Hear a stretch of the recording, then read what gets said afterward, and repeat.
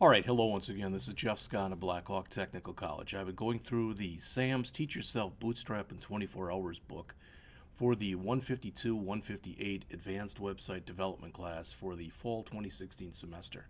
I'm up to hour 20, carousels, and hour 20 will finish part 3 of the book for us.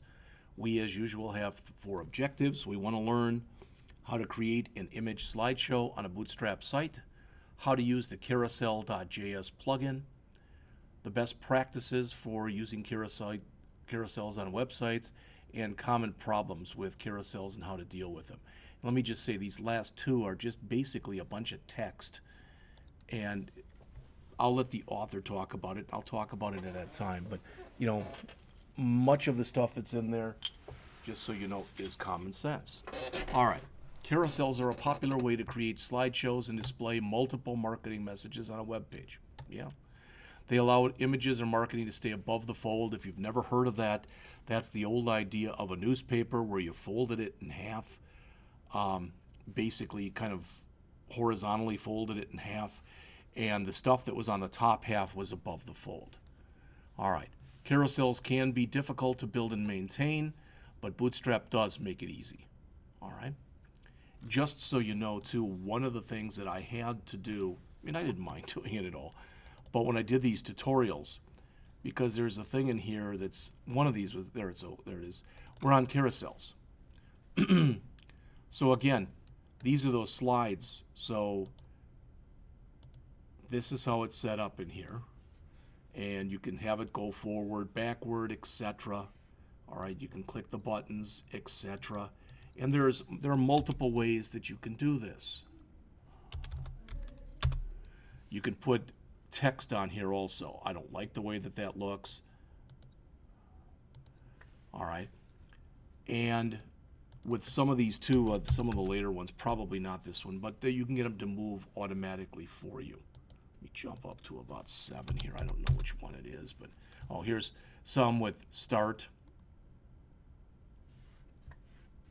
And you can see I'm not touching it. It'll move by itself.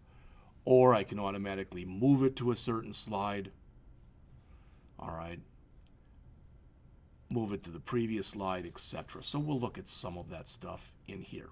Again, not that it's very hard to do, because it's not. Much of the stuff that you do in here for Bootstrap, if you aren't aware of this, at least this is my opinion, you may or may not agree with it, but much of the stuff that you do with Bootstrap is fairly intuitive in nature. All right, to build a carousel, you need 3 sections in the HTML. You need the carousel indicators, which are your slides that you want to produce. All right, that's the list. You need the slides themselves and some kind of a control to move backwards and forwards. All right, so it can be as simple as something like this.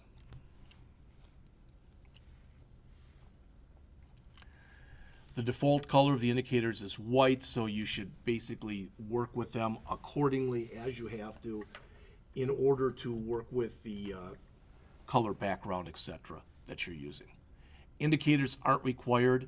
It says the carousel will still work. You can have more indicators than you have slides, or more slides than you have indicators.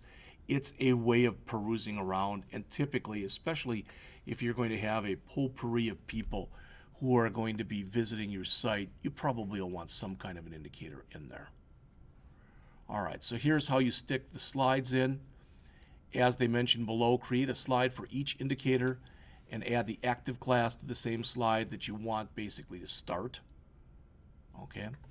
Make sure that at least one of the items has the active class, or the carousel will not display anything. Again, then you need to add the controls. Okay. It says these are 2 anchor tags that use the .left and .right classes to position themselves to the left and the right of the carousel. Again, there are many ways that you can do this. You notice in the example here, this is figure 20.1, which in your book is on the bottom of page 331. And in that, we use the actual glyphicon, left chevron and right chevron, to move. So you can either click here. The problem with going here is you're on slide 1, you click here, you go to slide 2, you click here, you go to slide 3. But if you want to go back again, you got to go back to slide 1. Where here, If you're on slide 1 and you click, you go to slide 2, you click again, you go to slide 3, you click again, you go back to slide 1. In the same way you're on slide 1, if you click here, you go back to slide 3. All right. So, as it says on page 332, image carousels arguably are why these carousels were created in the first place. They're a chance to showcase a site, whatever the site is. Quite often, if you're doing a site for someone and they're selling a product or products, you might have some of the more popular products over here, for example. All right. Again, you can add your own captions to them if you're so inclined. You don't have to. But here's an example where they've got a small image and then they've got their own carousel. Now, as you probably guess, if you're going to do this, you might have to do a little work to line things up and have it look the way you want it to look. All right. And next, they have a carousel here of quotations. All right.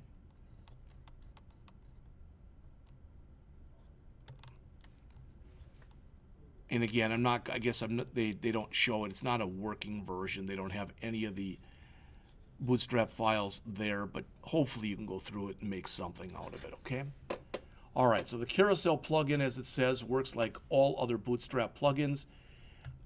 I don't know why the author keeps saying you can include the carousel.js file. I would just, again, go include the minified version of bootstrap.min.js because you'll get the carousel support automatically that way. All right. Again, if you want the carousel to start animating immediately when the page starts loading, you must include the data ride equal carousel attribute on the carousel element. It says do not use this attribute if you're going to initialize that carousel with JavaScript. It accepts the keywords previous and next. You know as well as I do what those do. I've already shown them to you. You can have multiple carousels on one page, but each must have a unique ID on the carousel element. Be careful putting multiple carousels on one page. Again, it's not the point where can you do it? Well, there are a lot of things that you can do, but you may or may not want to do something like that just because of the fact that what that can be is a little bit, if you've got two carousels going at once, it can be a little bit disheartening for the user to see what's going on. Which one do I concentrate on, etc. The options for the carousel here is shown starting on the bottom of 338 and going on to 339. The interval, which is the amount of time in milliseconds, where 1,000 milliseconds equals 1 second, that the carousel should pause before cycling to the next slide. Notice that the default is 5,000. You probably don't want to make it much less than that, especially if you've got a site that will be looked at by the older people are, and I can say this because I'm getting there, the older that people are, the more they appreciate having some time to look at and savor, so to speak, the site and the images that are on the site. Pause to turn the pause feature on and off. Wrap, whether the cycle should start over again when the last slide is reached. Again, notice the default is true, as we've talked about. And keyboard, which defines whether the carousel would respond to keyboard events. The methods, as shown right there, they're very similar to the stuff we just looked at here. There are options you can set. You can cycle. You can pause. You can cycle to a specific item number. You can go to the previous or the next item. The events, most of these by now hopefully at least look fairly familiar to you. Slide, which fires immediately when the slide is invoked. Slid, which fires after the slide operation has been completed. And both of these have two additional properties: direction, left or right, and related target, the element that's being slid into place. So, all right, some best practices for carousels on the web. This starts on the bottom of 339 but goes on to 340.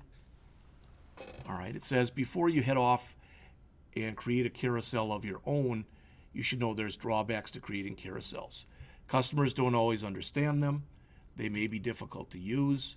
There's sometimes people that can drive away people from your website. I've never heard of that, but I know anything is possible.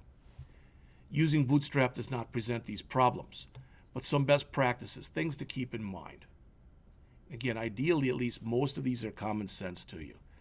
Keep the items in your carousel the same. In other words, don't mix and match. You could say that I kind of did that on the BTC Uber site because I had two pictures of people driving in a car. I had one picture at night and another picture of Uber on a phone. So you could say I broke that. But if you're going to be publicizing products for a company, you should have 4, 5, 3, whatever it is, products. Your customers don't read as fast as you do. They don't know the information. That's why they're out to the site. But a better solution is don't turn on automatic sliding at all. Again, not everybody agrees with that. If you must have autoplay carousels, make it easy to pause them. All right? Make the navigation obvious. Don't have too many slides. This is the biggest one because I've seen this before, where people think they have to have a dozen different slides. Okay? It's not really that important. Usually 5 or so is an optimal number. It says here on the bottom of that, bottom of page 340 and the top of 341, be sure your site really needs a carousel. It can be argued that no site needs one, but don't add one just because they're cool or they appease different people in your company. All right? Problems then with carousels and some solutions. They take up room. So it says if you've got content you want to display on your homepage, there are other options besides a carousel. You can use a grid of content blocks, a banner, an overflow pattern, or you can have different landing pages. All right? So really, typically, if you're going to have a carousel, you'll have it on your front page, your first page, your home page, and you want to have some control over it. You have to decide whether or not you need it, how it's going to be used, etc. If it'll help bring business in, keep people excited, etc., typically it is a good idea. So this chapter talked about the Bootstrap Carousel plugin. I built a carousel from your code listings and it doesn't look like the one you showed. Why is that? Again, the author added a few custom styles, as you can see right here. So, one thing about this, good, bad, or indifferent, and my guess is all of you already know this, but I'm going to say it anyway, and that is you're never really done with a site. All right? You really and truly are not. And a site is constantly in a state of maintenance from the time you finish it. All right? Looking at the quiz on pages 344, 345, and 346. Number 1. Which of the following is required to create a carousel in Bootstrap? The answer is C, a unique ID on the element with a .carousel class on it. Number 2, to create a caption, you place the fig caption class equal carousel caption where? Again, it's C, inside the .item element. 3, which of these classes creates a group of small dots at the bottom of the carousel? I sound like a broken record, but for the third time it is C, .carousel/indicators. Number 4, what does the data slide to attribute do? The answer is A, it points to the number of the slide to cycle to. Number 5, true or false, controls and indicators are required on carousels. That is false, they're not required. They're often a nicety, but they're not required. Number 6, how do you add multiple carousels to a single page? The answer is B, give each carousel a unique ID. Again, be real leery of doing that because it may turn more people off than on. Number 7, which is a better way to implement a carousel? With an interval of 10,000 milliseconds or with an interval of false? The answer is C. An interval of false is best because it lets customers decide when they want to move from one slide to another. Number 8, which of the following provides the best navigation option? The answer is D. Carousel indicators with text controls and written instructions. Number 9, what's the biggest problem with carousels? And the answer is A, customers ignore them. I don't know if that's exactly true. You could argue really that the animations are distracting also. Just depends. Number 10, carousels are accessible. All right, that's false by default. All right, that ends part 4, or part 3 rather. In part 4, customizing Bootstrap, we will be going over in there 4 different chapters. Nope, that's not it. I don't want that. I want